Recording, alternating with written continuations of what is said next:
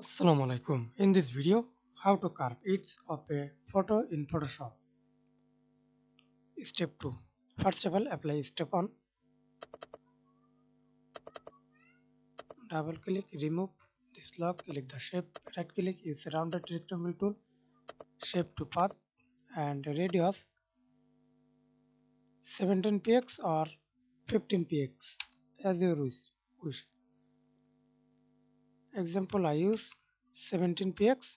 Press enter, then click and drag on your mouse, layer mask. Right click, convert to smart object, rasterize layer and apply step 2.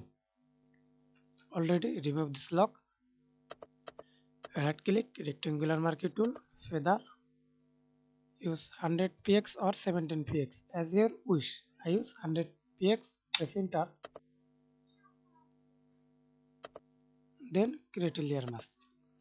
That's it. Thanks for watching video. Please subscribe to my channel, like, comment, share.